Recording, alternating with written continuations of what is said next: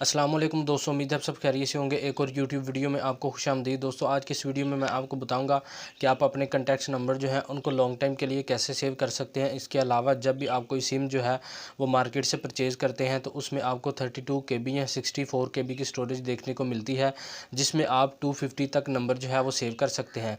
इसके अलावा जब भी आप कोई कॉन्टैक्ट नंबर सेव करने की कोशिश करते हैं तो आपको एक सिम कार्ड फुल का नोटिफिकेशन देखने को मिलता है। आज की इस वीडियो में हम आपको इस चीज़ का भी हल बताएंगे। इसके अलावा अगर आपका एंड्रॉयड स्मार्टफोन जो है कहीं पे गुम हो जाए या कहीं पे चोरी हो जाए तो अपने कॉन्टैक्ट नंबर जो है उनको दोबारा आपने कैसे एक्सेस करना है, आज की इस वीडियो में हम आपको ये भी बताएंगे। तो वीडियो शुरू करने से पहले अगर आपने हमारे चैनल को अभी तक सब्सक्राइब नहीं किया तो सबसे पहले हमारे चैनल को सब्सक्राइब करें और साथ में बेल के आइकन को दबाएँ ताकि आने वाली नई वीडियोज़ के नोटिफिकेशन आप तक पहुँचते रहें। तो चलते हैं फ्रेंड कंप्यूटर की स्क्रीन पर। तो फ्रेंड्स, कोई भी कॉन्टैक्ट नंबर जो है वो सेव करने से पहले आपने एक बात जहन में रखनी है। जब भी कोई नंबर आप सेव करने लगें तो नंबर सेव करने की जो लोकेशन है वो आप यहाँ से चेंज कर लिया करें। जैसे ही मैं इस पर क्लिक करता हूँ तो कुछ इस तरह के ऑप्शन मेरे पास शो होंगे। आपने ना ही फ़ोन की स्टोरेज में कोई नंबर सेव करना है और ना ही सिम की स्टोरेज में कोई नंबर सेव करना है। आपने डायरेक्टली जीमेल की आईडी में नंबर सेव करना है। जीमेल की आईडी सेलेक्ट करके जैसे ही आप डन पे क्लिक करेंगे तो आपका जो कॉन्टैक्ट नंबर है वो डायरेक्टली जीमेल की आईडी में सेव हो जाएगा।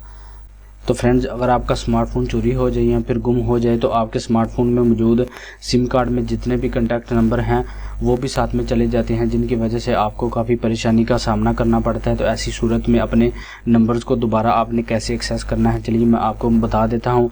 आपने अपने एंड्रॉयड स्मार्टफोन में मौजूद प्ले स्टोर में जाना है। प्ले स्टोर में जाने के बाद आप ये वाली एप्लीकेशन जो है वो लिख के सर्च करेंगे। सर्च करने के बाद आपने इसको इंस्टॉल करना है। इंस्टॉल करने के बाद ओपन करके अपनी जीमेल आईडी से लॉगिन करना है। याद रखिए, आपने इसमें वही अपनी जीमेल आईडी लगानी है जिसमें आपने अपने कॉन्टैक्ट नंबर जो है वो सेव किए होंगे। आप ये मेथड जो है अपने पीसी में मौजूद गूगल क्रोम ब्राउज़र से भी कर सकते हैं।